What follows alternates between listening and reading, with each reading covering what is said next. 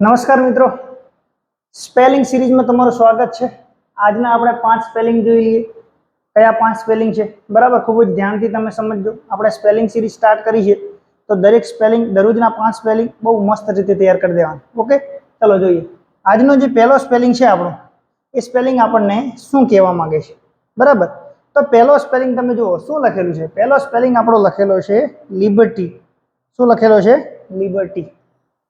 Liberty શબ્દ તમે ઘણી વખત સાંભળ્યો છે કે ભાઈ તમને બહુ લિબર્ટી છે, તમને બહુ લિબર્ટી છે, તમને ફરવાની લિબર્ટી છે, તમને ખાવાની લિબર્ટી છે, તમને બોલવાની લિબર્ટી છે। દરેક જાતની લિબર્ટી છે ભાઈ, આપણો ભારત દેશ છે।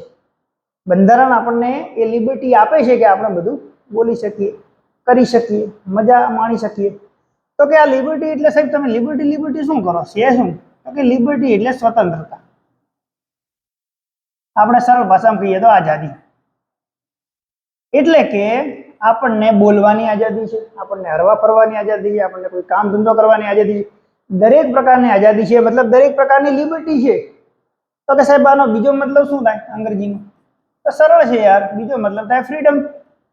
શું મતલબ થાય? ફ્રીડમ। ફ્રીડમ એટલે પણ શું થાય? આઝાદી। ઓકે, ચલો સાહેબ બીજો મતલબ સમજીએ। વેલિયન્ટલી। વેલિયન્ટલી સાહેબ આ શબ્દ તો ક્યાંય જોયો નથી। વેલિયન્ટલી LY છે પાછળ એટલે એડવર્બ છે। વેલિયન્ટલી એટલે શું થાય કે ભાઈ એક આર્મી મેન હોય ફોર્સમાં, કેવો લડે? બહાદુરીથી લડે, ત્યારે ડરે નહીં। કેવો લડે? બહાદુરીથી। તો કે હી ફોટ વેલિયન્ટલી, એ બહાદુરીથી લડ્યો। શું કહેવા માંગો સાહેબ તમે? તો કે બહાદુરી, આ છે આનો મતલબ વેલિયન્ટલી, બહાદુરીથી લડવું। તો કે સાહેબ બહાદુરીને બીજા અંગ્રેજીમાં કયા શબ્દોથી કહી શકાય? તો કહી શકાય ને બેટા, આપણે બ્રેવ। બ્રેવ એટલે બહાદુર, અને બ્રેવલી બહાદુરી પૂર્વક, અથવા તો બહાદુરી, બહાદુરી પૂર્વક અથવા તો બહાદુરી, કે તે ખૂબ બહાદુરી પૂર્વક લડ્યો। He fought valiantly। ઓકે, પછી બીજો શબ્દ આવ્યો રાશનલ। રાશનલ શબ્દ શું છે તો સમજો।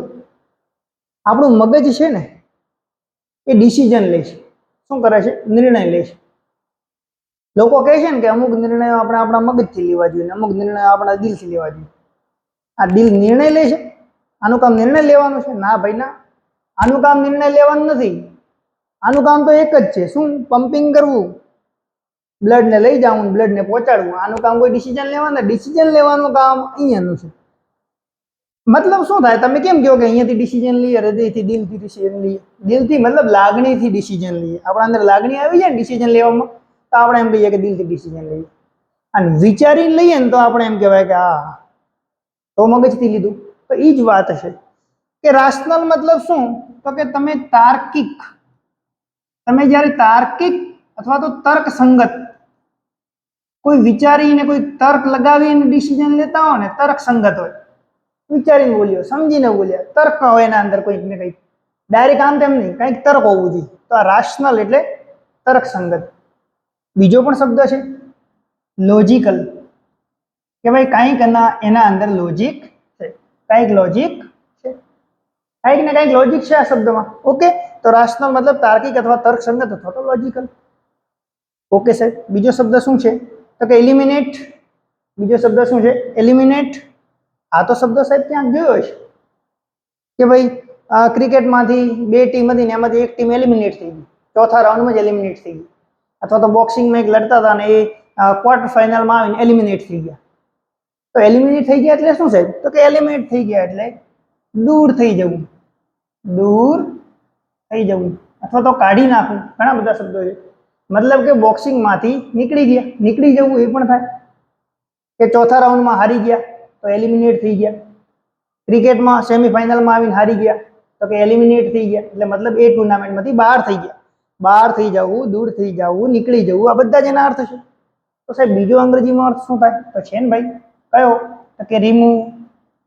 કયો શબ્દ છે? રિમૂવ। ઓકે, નેક્સ્ટ જોઈએ અપ્રિશિએટ। ઓહો, તમારા કામનો આવ્યો, તમારા કામનો શબ્દ કયો? અપ્રિશિએટ। હું તમને ખૂબ જ એપ્રિશિએટ કરું છું, મતલબ શું સાહેબ? તું ખૂબ જ સારું કામ કરે છે. કેટલું સારું કામ કરે છે, સેવાનું કામ કરે છે, લોકોની મદદ કરવાનું કામ કરે છે, એટલે હું તને એપ્રિશિએટ કરું છું. ઓકે સાહેબ, શું કરો છો? એપ્રિશિએટ તો તમે કરો છો, પણ એપ્રિશિએટ એટલે શું? સારું છે કે ખરાબ છે? તો કે એપ્રિશિએટ એટલે વખાણ કરવા, પ્રશંસા કરવી, કદર કરવી. આ બધા શબ્દો આપણે એને કહી શકાય કે ભાઈ તમે સારું કામ કરો, સેવાનું કામ કરો, પુણ્યનું કામ કરો, એટલે તો તમારા વખાણ કરું છું, તમારી પ્રશંસા કરું છું, તમારી કદર કરું છું. એને કહેવાય એપ્રિશિએટ.